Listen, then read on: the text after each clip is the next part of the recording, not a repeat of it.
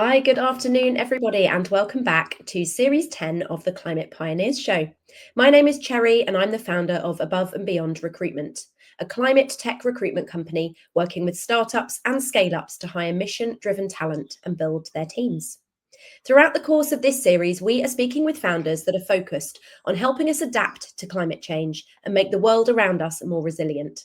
They'll be sharing their journeys so far, the challenges they've faced, and the lessons that they've learned along the way. So if you are a founder yourself, potentially a bit earlier on in your journey than these founders we're speaking to, hopefully these stories will inspire you, inform you, and make you feel a little bit less alone. And if you're somebody looking for work in the space and you're keen to join the mission to save the planet, then hopefully these episodes will spark some ideas of the solutions being developed and where you can fit in the sector. And today I'm joined by Fredrik Borgström, CEO of Skyfora, a Finnish startup reinventing weather intelligence. Skyfora's technology transforms cell towers into a dense network of atmospheric sensors, generating up to 1,000 times more weather data than traditional systems. Fredrik, thank you so much for joining me. Thank you, Cherry. Nice to be here. Fantastic. Well, thank you very much for coming. You have had, Fredrik, a long, successful and fascinating career in sales and commercial leadership throughout the world of kind of global satellite positioning systems. Talk us through in a nutshell kind of that, I suppose, that journey that you've been on, but also, you know, feeding into that what the problem is that Skyfora is solving and why their solution to it is so unique. Okay, yes. So actually, prior to Skyfora, I worked and was partnered at a company called Fast Tracks. So that was a Finnish startup company, and we developed GPS receivers and embedded software for GPS receivers. That company was founded in '99, and we sold it in 2012. And the founder of that company, Kim Kaisti, he's today Skyfora's CTO and co-founder here with me. So we have a long history of working with GPS signals from before. Actually, Kim he started his career at Vaisala, so even earlier. That was in the mid 1990s, and he developed the world's first weather instruments with using GPS receivers. So that was the first radiosondes and dropsondes. Until then, they have used some different technologies, but the GPS became more popular after '95 when Bill Clinton actually made GPS or removed the intentional distraction of the GPS accuracy. And after that, it became more and more deployed throughout the world. So all GPS applications, starting with the navigators that you had in your car, TomToms, if you recall. I do. There was Hertz Never Lost. There was the first time you put the GPS inside a watch. Today it's standard in all training watch, but we were the first company to do that in the world. So yeah, it was a long history within the world of GPS, and that's important because GPS is the fundamental signal that we use today to get weather observations. Perfect. And talk us through, so clearly, you know, real depth of domain expertise there, both from yourself and from Kim in this space. How did you come to build the proposition that is today Skyfora? And talk us through, you know, the big scale problem that you're solving as a business and the solution that has been developed.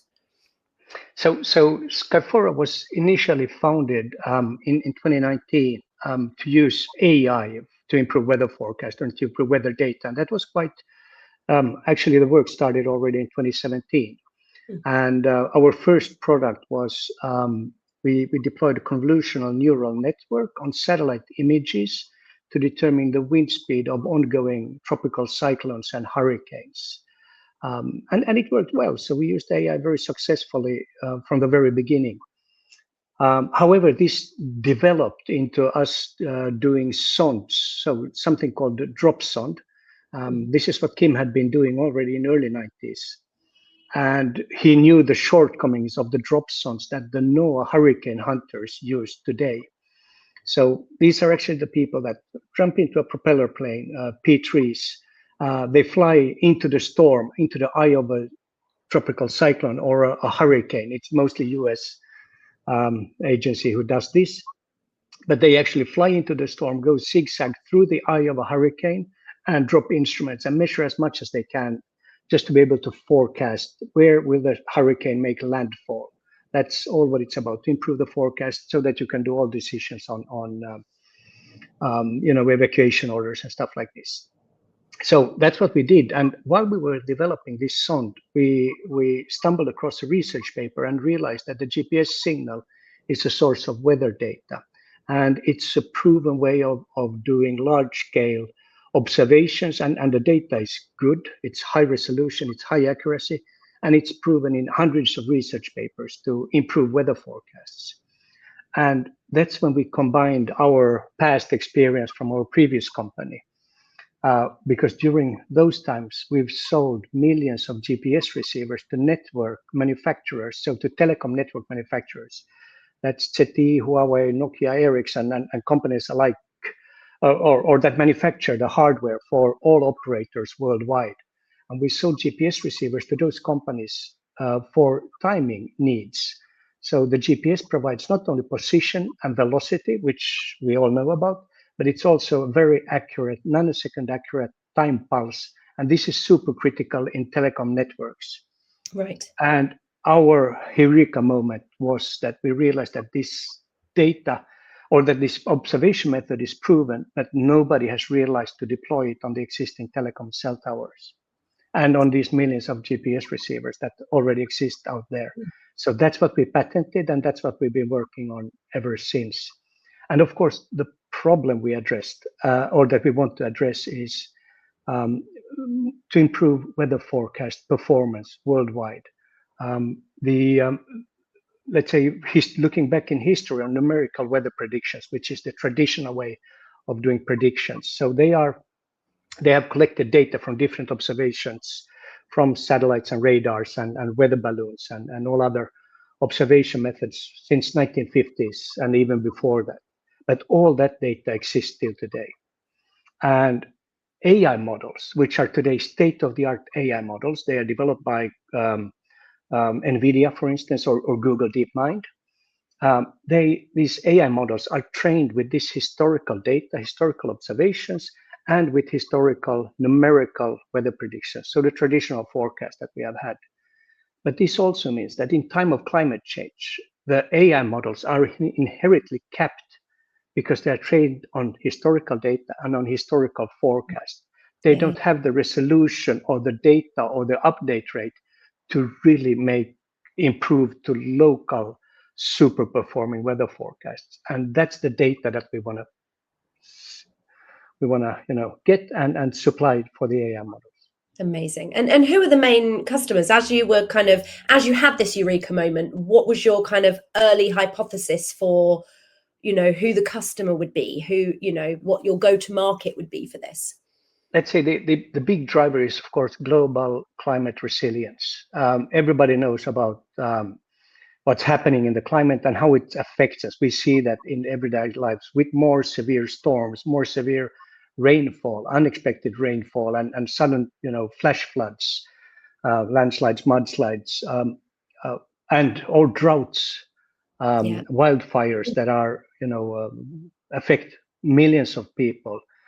There's so many people that are affected by this worldwide, not only in the developed world, but also in the less developed world. And all of these need better weather forecast. So WMO, World Meteorological Organization, together, which is a part of UN or belongs to UN, has enormous efforts in obtaining more observation data to improve on the forecasts. And now our invention to turn existing cell tower infrastructure and millions of existing infrastructure nodes into high resolution weather sensors. So that's what we work on. So would the corporates that are sort of focused on their own resilience, would they buy this data directly so they can understand the impact it's having through their supply chain and on their operations? Or is this kind of more at that like WMO and even national level? No, let's say first and foremost, let's say the telecom operators, they own the infrastructure from where we want to have the data. And they are all very much exposed to climate extremes. So they have costs that are expected to be up to 500 million per year because of cost or because of climate change. So if we can provide them updated forecasts with in data from their actual sites, it can really make a big difference for them. But in addition to this, in addition to telecom operators who provide us the data and get improved resilience in return, there's all other industries that are weather affected. Let's say, well, electricity grids, electricity producer, and especially renewable producers. So solar and wind and hydro, they are all extremely weather dependent. Electricity trading, everything, all the operations that they do when they forecast the production quantities into intraday trading and extra or do the day ahead forecast and intraday forecast for trading purposes. That's super important. But then we have insurance, global insurance. That's an enormous industry. We have all transports and logistics. So airports, airlines, shipping ports, marine, agriculture. All of these industries are extremely weather dependent. And our mission is really to improve on the forecast, to cater, to provide better services for these companies.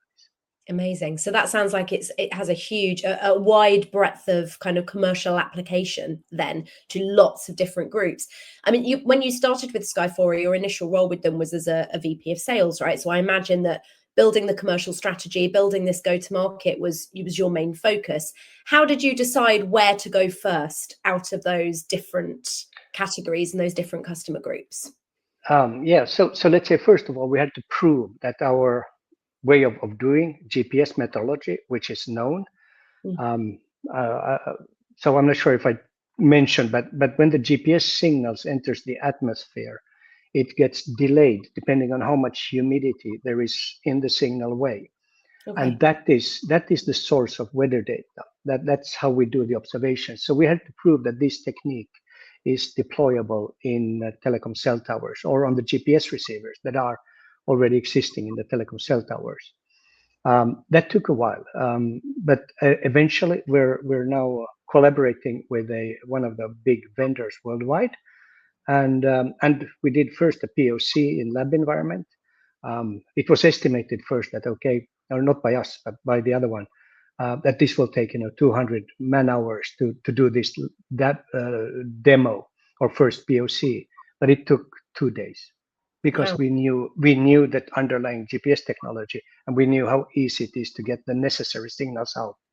So we did that, and it worked well. And actually now it's being offered in a global RAN software update later this year in Q4.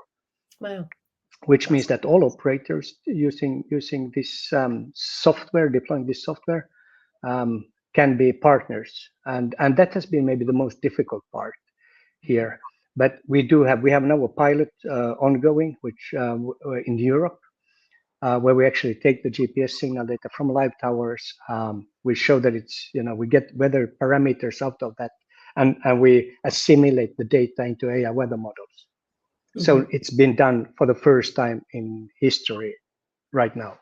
Amazing. And are there certain, can this be deployed anywhere in the world? Are there certain markets that work better for this, certain ones that are more challenging inherently? And yeah, what's that? No, not really. Let's say the underlying technology is the telecom hardware, and wherever they have GPS receivers installed for network timing purposes, this can be deployed.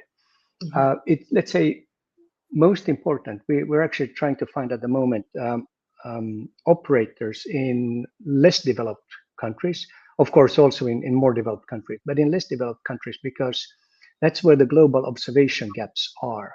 So less developed countries don't have the funds or the means to do continuous weather observations with either weather balloons or with weather stations and radars and lidars. These are very expensive. So they don't have the means to provide this data to improve on forecast, global forecast or regional forecasts. But however, they do have telecom mobile infrastructure installed. That's installed very often as the first, when an area develops, it gets very quickly mobile coverage. Yeah. And that's the existing infrastructure that we tap into. So amazing, excellent. And is there much? How easy is it to overlay this technology onto that infrastructure? Does it just, it's just a software overlay that plugs straight in, or are there? How much adaptation, I suppose, is required? it's extremely small amount of software modification that is needed. It's only a configuration message to the GPS receiver inside the telco hardware, where the necessary signals are output. And after that, it's a matter of serving that data to an interface where the operator can get access to it. Then there's two ways of deploying it after that. The easy way is that the signal data is transferred to our secure server and via protected connection, where we just start reading the raw GPS signal and extracting weather data out of that in enormous scale. So one cell tower, if we maximize the output, can provide 2.6 million weather data points in one day, in 24 hours. And imagine in an area, if you have a country or larger areas with less observation stations today, and suddenly we use thousands, several thousands, tens of thousands, new cell towers, new weather data sources in that same area to get this amount of data out, we can make an enormous difference. And that's the main driver. That's what really keeps us going, because it's a simple invention and really doesn't require a lot of work, except mental work. We need to convince telco operators and telco manufacturers that they sit on an overlooked opportunity that they have never realized, but it's an opportunity that actually fights back on climate or improves climate resilience and fights back on climate change and all the devastating consequences it has. And the infrastructure exists. How hard a sell is that for them? How much opposition, I suppose, do you get, or fear? Because it makes sense, like you said, you're helping their network to be more resilient. Is there also upside financially for them by giving you access to this data? There's a lot of services that can be built on top of this. So that's up for the operators to decide how they want to do that. So yes, there's really great opportunities to do. And one thing is, let's say, the public good, resilience for the society. That's an important part. But then, of course, all operators are driven by commercial, what's under the line. And with a simple software update, they can make a difference. So it's not, and they can monetize that data and monetize services on top of that with our help if they want, or without our help if they are self-sufficient. But let's say, so this mental sales is big because the operators are like ocean liners that don't steer very easily. They have a certain course. They are 100% convicted that the way they have done has always been good. And now we suddenly come in and say that, hey, did you know that your network can be work as a sensor with a simple software update? And do you know what that data can do for you and for the society? So yeah, excellent. So it sounds like an easy sell to them, right? But what are their, like you said, they're slow at making decisions. They're quite set in their ways. Are there other challenges that you face in convincing them, or actually is it is it straightforward? It's not a slam dunk because we're bringing something new. A growth company from I guess Finland being good for bringing something new within telecom to the world. So I mean, all mobile technology a lot of it was developed in the Nordics. So that's that gives us some credibility there. But for them to change their mind or to understand what we talk about and understand that and find the right people that are on a strategic level and can connect that. Okay, the perils of climate with what we are offering, and actually say that, okay, this has not been done before, except now for the pilot, so it's proven and it works. But step by step, the discussions get more and more convenient and faster. But there's still a lot to do. Yeah, absolutely. And how big is that? How long have it's been? Sort of 6 years you've been going now? Is that right, as a business? Yes, yeah. Yeah, and talk me through the funding journey that you've been on in those last 6 years, and I suppose the challenges with that fundraising and the appetite, I suppose, from investors to invest in something that is so groundbreaking and new. Yeah. So let's say we started off first years really with the AI for hurricane winds, and then with the instruments. All of those are good, but they weren't a slam dunk from an investor point of view. Yeah. Either it's hardware, which is always capped by market size, or so there's a certain specific market size, and for investors, they are very much looking for the big opportunities. So let's say deep tech or climate tech investors or impact investors, they want to find a unique opportunity that really brings a great upside. Yes. So when we realized this GPS methodology, and we actually filed the patent in end of 22, we got it in it was we got the patent about a year afterwards. So that was one step that made the discussions easier. But then when we did the POC with the telecom manufacturer, that was proof of concept, and now we are deploying the first time live, which we show that the whole end-to-end solution works and how easily it can actually be done. So all of these strengthen the story. And the better the story, is proven, the less slideware and the more proof there is, the better investors are attracted to it. And let's say for my part, it's a continuous journey of funding. We're not profitable yet. We can't be, because we are investing in something completely new. Yeah. We are doing real hardcore R&D and showing this for the first time in the world. So it requires funds. So for me, I have my investor searchlight on continuously, always. Yeah. And when you were building that investment strategy, were you looking more at investors that understood the climate impact and the resilience piece, or those that understood the world of telecoms, or both? What avenue did you go down? Let's say deep tech and climate tech and impact investors. They are more. They understand us fast, and they understand the global opportunity faster. Let's say the telco investors or CVCs, VCs from related to different operators, they have very strict KPIs, even if we are in their domain. But they have very often, they said, okay, your revenue must be at 5 million per year or something, and it has recurring revenue to before they can commit. So even if I try to say that, hey, we're working on your ground with your equipment that already is installed, you have paid everything already, and we want to have this bigger, very small software configuration change to unleash all of this data and then unleash everything that it brings to you. But it's they aren't. It takes some time for them to understand and get the acceptance from their investor committees that can they really go and invest in somebody who's not yet bringing in the revenue at the scale that they have in their KPIs normally.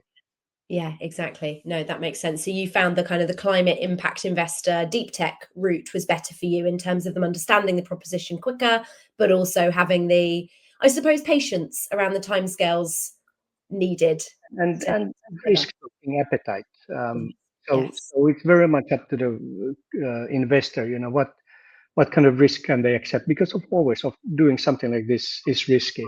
From our side, it has been a go-to-market risk more than a technological risk, because the tech has been proven in hundreds of research. And now, okay, we have to prove it that we do it ourselves, but that's done. We prove it. So it's the appetite for risk, and there it was easier for us to go with impact. Yeah. And so you recently closed a funding raise. What has that enabled you to do? What is this next? What did that unlock for you? Well, it's hiring, improving the team, strengthening the team. That's first and foremost. So with the recent funding, we got a telecom veteran who's been working with at manufacturers on strategic level. So actually working at these global manufacturers, and he's been working at operators on management level or in management group or board level. So to gain that experience, that's one thing, one resource that we hired. We also hired a sales commercial director who has actually built a weather company from 15 persons to 800 persons.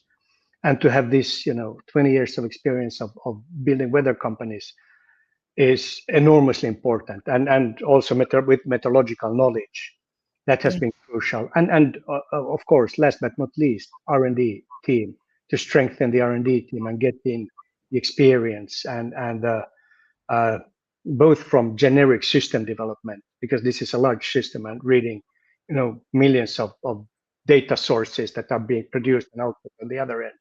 So to have that experience and then to go into the details about GNSS signal, GPS signal, to improve on the weather data extraction that we get from the signal. So yeah, amazing. So ultimately, it's really just enabled you to make some good key strategic hires and bring some industry expertise and even more credibility and knowledge into the business. Yes. Yeah. And all of these, when you bring in seasoned experts, that takes you to a new level.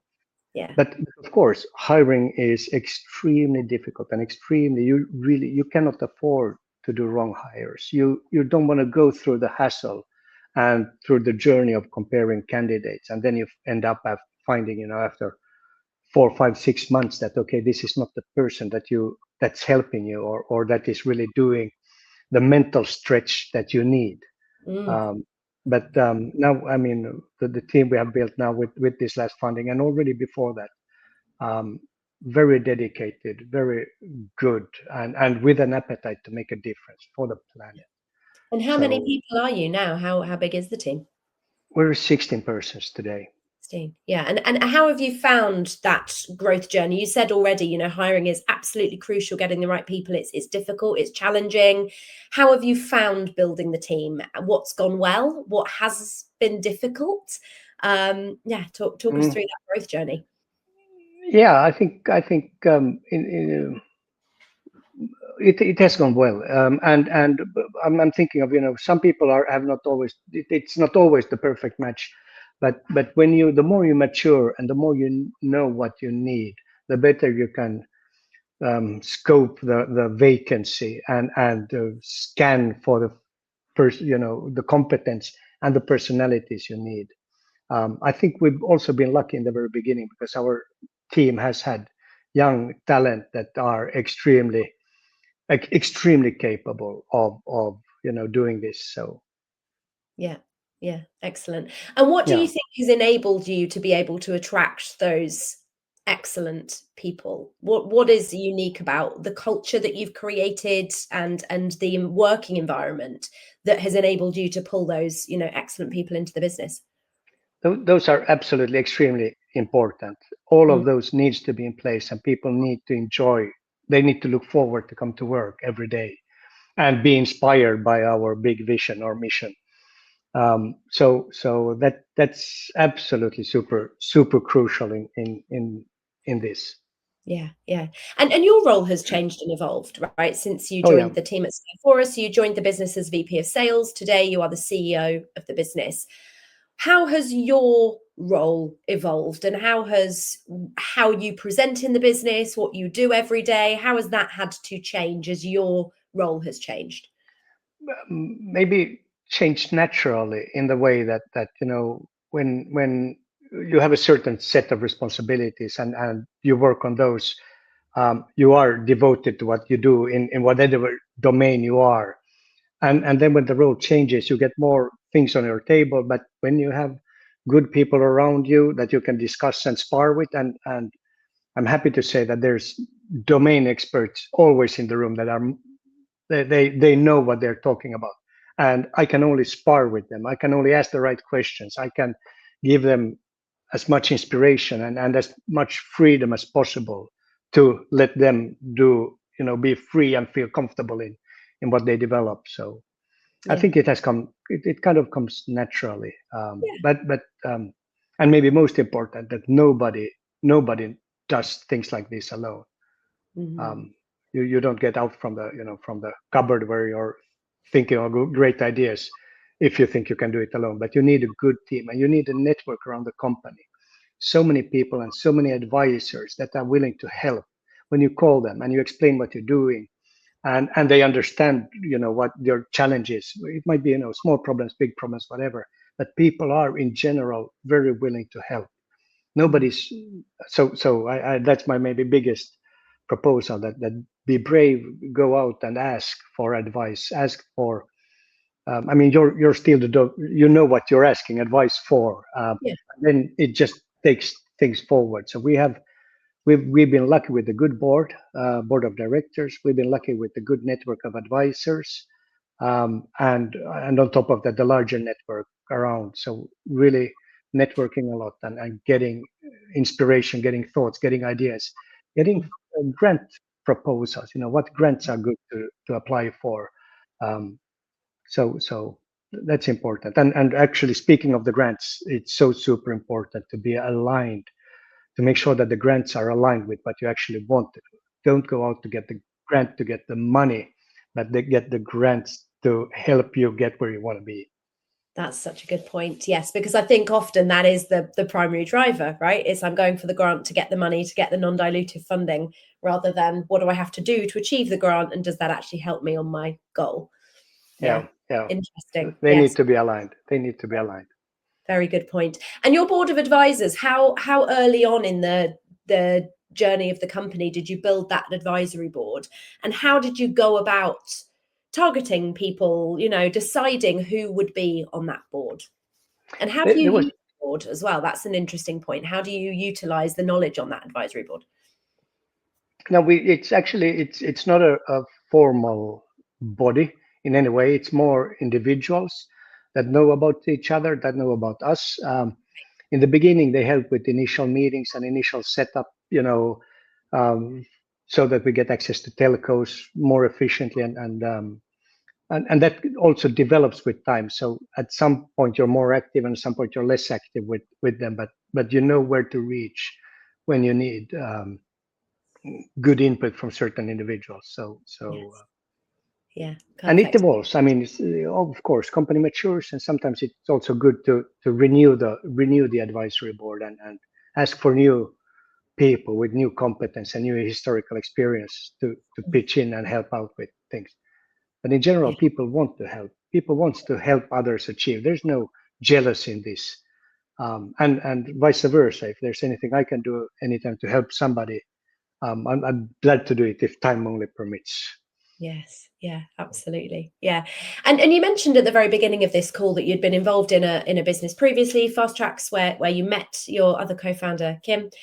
And that was a business that went to exit. So you've kind of been on that growth, startup, scale up to exit journey previously.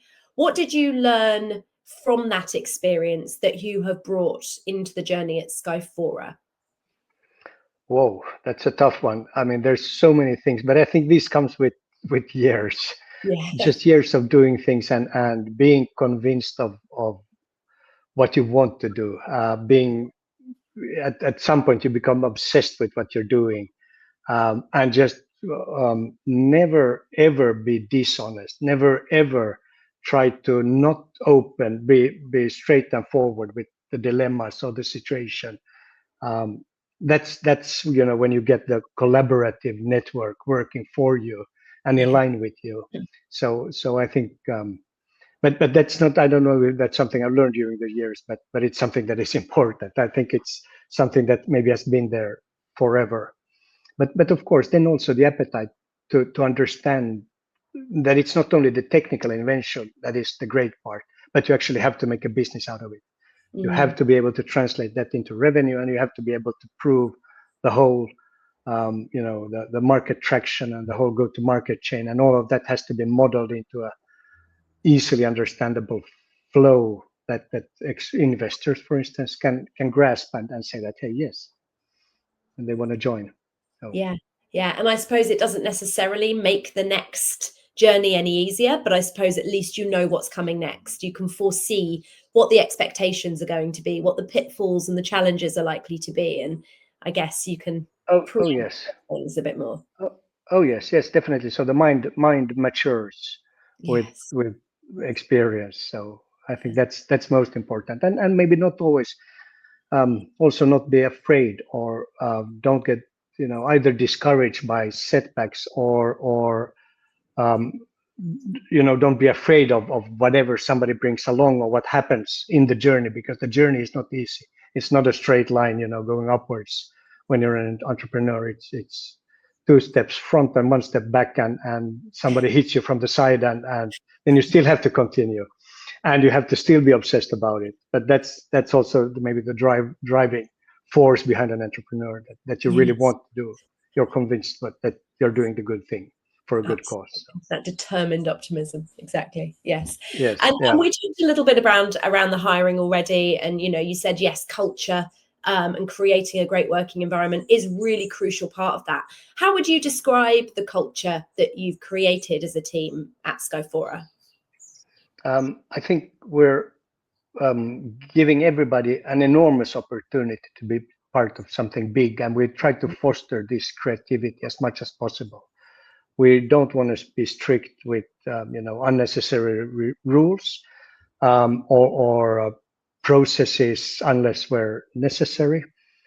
At the same time, in return of this freedom and the opportunity to be part of this, we also do demand that people perform.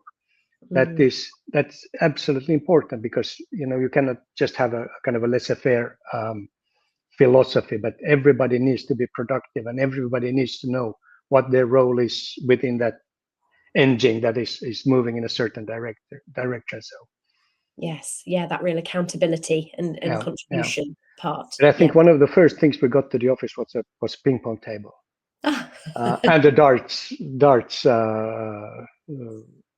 So I mean, we have to. We life should not be necessary, or should doesn't need to be unnecessarily severe. You can yeah. do all of this and still enjoy it, while Yes. having pressure on deliverables, and make sure that everything is done in time. But it can be a good balance of both, and Yeah. also provide, of course, depending on individual situation, that people do have a life outside work, and there needs to be a balance with that as well. Yes, absolutely. Yeah. And how do you screen for that? I mean, you said there about, needing to be really accountable and needing to, in a startup environment is incredibly unique in the amount of resilience it takes, right? As you said, you're trying to keep moving forward while the company's taking steps back all the time. How do you test for that resilience and that determination through an interview process? I think you said that the company takes steps backwards all the time, but it's Oh, only small steps. We small do steps, go in. definitely Yes. passing them back. Yeah. Yes, yes. No, I think resilience. That's maybe might be a mindset with people also, that they are willing to take the risk of working in a startup or in a growth early phase company. Many of great talents can have more safer and more stable projections on salaries for the coming years. Um, but again, the appetite to take that risk, and to be able to, or to be a part of this whole um, big wheel that is going in a certain direction with a good conviction and a good story. That's Mm, I think they are all part of the mix. So yeah, resilience comes from, but it's also it's a mental thing. Some yeah, people are motivated and are inspired by new things, and by having the freedom to do new things with the pressure to do it. And but it's I think it's a personality thing to have that resilience. Not all have it. no, exactly, no.